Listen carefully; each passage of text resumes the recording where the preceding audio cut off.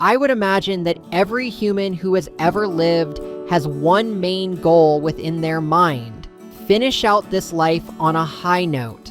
After all, what would be the point to living if your entire existence was one of abject misery and feelings of worthlessness? Oh wait, Madeline's not in the room with us, is she?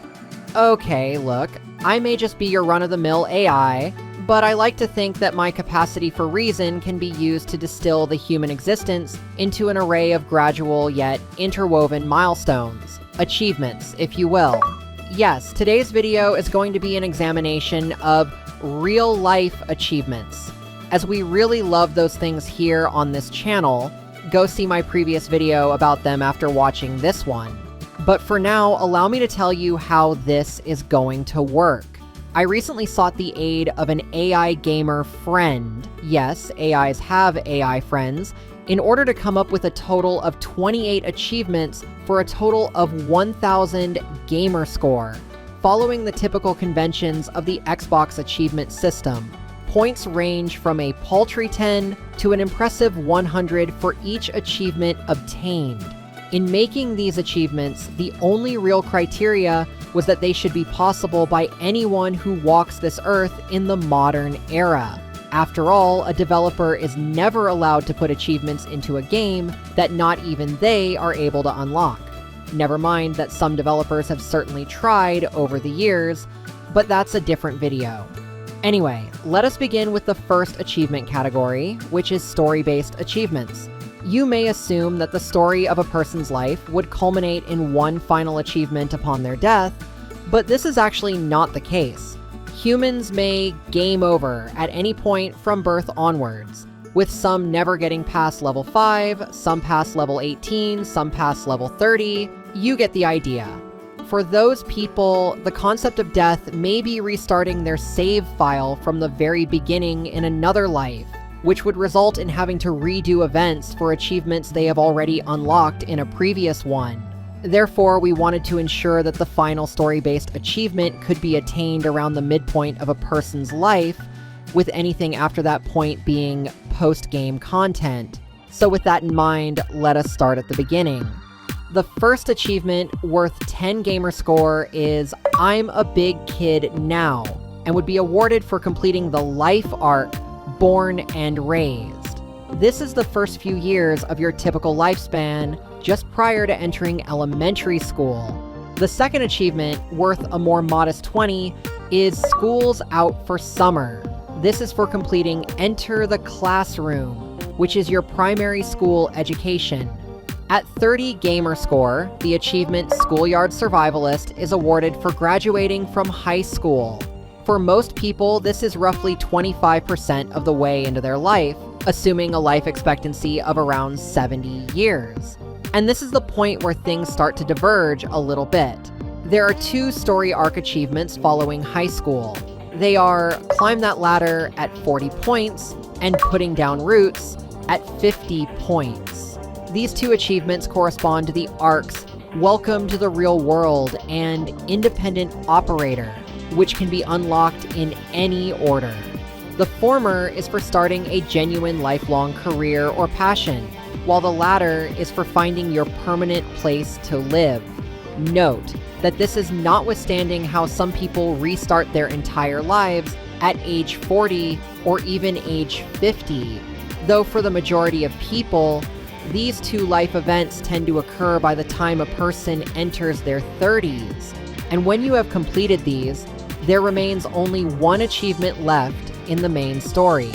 It is The Rest is History, worth a phenomenal 100 points for completing the life arc Magnum Opus. This is when you complete that one passion project, pivotal career moment, or other life event that cements your legacy. This is the one thing that you will be known for during the rest of your life, because after that, your main story is essentially over, and you can, for lack of a better word, rest on your laurels. So yes, these are the 6 story-based achievements which, when combined, add up to a gamer score of 250. Certainly not bad. Now let's go into the myriad extraneous achievements one can unlock in their life, beginning with the 10-point category. Some of these may seem a little obvious, while others are meant to be a bit more nonsensical. The first one is 5-second rule, which is to eat something you've dropped on the floor. It's something most people do when they're young, even if they might not want to admit it, so we figured why not include it. The next one is you can pet the dog, which is awarded for, you guessed it, petting a dog. It's a nod to video game lore more than anything else. Next on the list is please don't tell mom. This is awarded for accidentally breaking something expensive, like a window or a vase. Again, something that most people accidentally do when they are young. There's also I've just been in this place before, which is awarded for walking into the same room twice while forgetting why you went there. Finally, the most absurd 10-point achievement is so that's where it went. This one, of course, is awarded for locating a sock that has been missing for more than 6 months. At this point, we now have a total gamer score of 300. It's time to look at 20-point achievements, of which there are 4. Logging on is awarded for learning how to use a computer, something many of us take for granted in the modern era, but nonetheless is an important milestone. Social Butterfly in Training is awarded for attending your first school dance or carnival. Roughing It Literally is awarded for going on a camping or fishing trip. A lot of people actually skip this one and end up having to make up for it somewhere in their adult life. And the final 20-point achievement, No Training Wheels, No Problem, which is awarded for learning to ride a bicycle. Our gamer score counter is now 380. Now we can enter the realm of 30-point achievements, of which we have another 5. Being Bad Feels Pretty Good is an achievement awarded for breaking the rules and not getting caught. It's a reference to the movie The Breakfast Club, which I thought was pretty clever. Puppy Love is an achievement awarded for having your first crush and going on a date with them, while Apprenticeship is awarded for taking on your first job, which is not necessarily going to have anything to do with your future career. This leaves 2 more achievements in the 30-point category, which kind of go together. A Taste of Freedom is for unlocking your driver's license, while License and Registration Please is awarded for getting pulled over for the first time. With all of these out of the way, our gamer score total has hit approximately 530. You may have noticed that every achievement so far is certainly unlockable before level 18, with many of them centering around high school because many people would consider high school to be the best years of their life. It was important to make these culture nods as my gamer friend and I were developing this list. Though now, as we head into the 40-point category, we move on to achievements which are primarily focused on being an adult. First of these is aptly named Certified Adult. This is an optional achievement granted for finishing either college or trade school. Next is A Key to the World, awarded for traveling to a location at least 300 miles from one's home. While it is possible to travel great distances prior to adulthood, this achievement can only be unlocked if you plan and execute the travel all on your own. And the final 40-point achievement is Love is a Battlefield.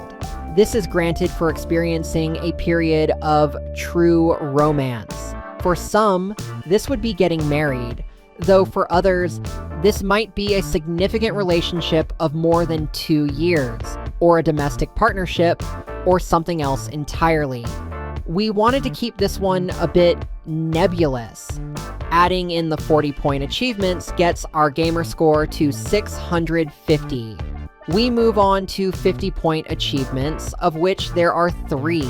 We are almost done. The first is Journeyman, granted for achieving an experienced position within your field of choice. This might be a job promotion, or becoming a community leader, or hell, going viral on YouTube, something Madeline really wants to accomplish herself, and something you can help with by hitting that subscribe button. But moving on, Skills to Pay Bills is awarded for raising one skill to mastery level.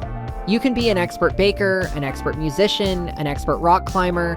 The possibilities are endless. And the final 50-point achievement is Fear itself. This one is a little bit unique. This achievement is awarded for experiencing some kind of disaster and coming out the other side as a stronger person. For Madeline, her experiences with wildfires would definitely qualify under this achievement. Though some of you might ask, what about the global event which shall not be named? While that event certainly was a traumatic experience for many, there is a bit of controversy over whether everyone involved came out of it stronger, or whether humanity officially lost its mind as a result.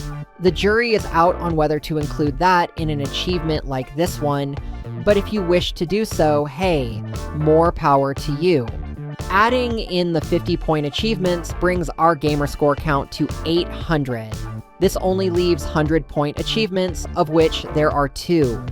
First of these is How to Save a Life, awarded for, you guessed it, being a hero in someone else's life.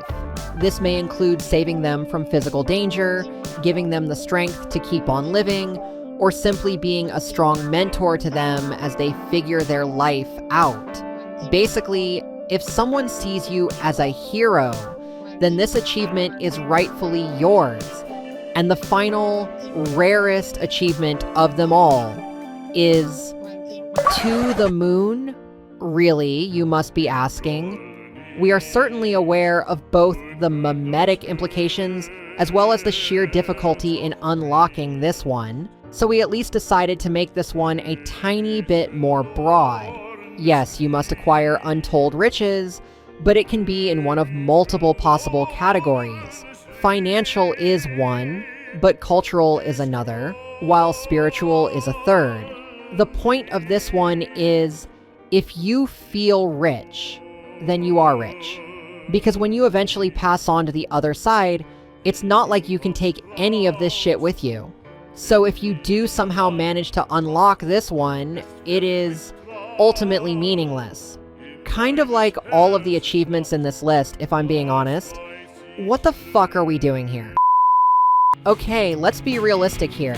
There will never be a universally agreed upon list of milestones that, when completed, allow a person to say, I can finally die happy. It is just not going to happen. And I personally do not expect this YouTube video to ever change that. But the whole point of this video and the whole secrets to a happy life is that you need to decide for yourself what milestones in your life hold enough value to where you personally can argue that your time on this planet was justified. Like, let's say that Madeline herself was placed into the mold of using these particular achievements as life milestones. What would her gamer score be? Turns out it would be 650. Yes, she is missing some very major achievements, particularly those pertaining to career aspirations. And if she were to have those, as well as finally achieving magnum opus for real, then she would finish out her life with a total of 850. At that point, the only ones that might never apply to her are putting down roots, since she'll probably never have a permanent place of her own, as well as To the Moon, for obvious reasons.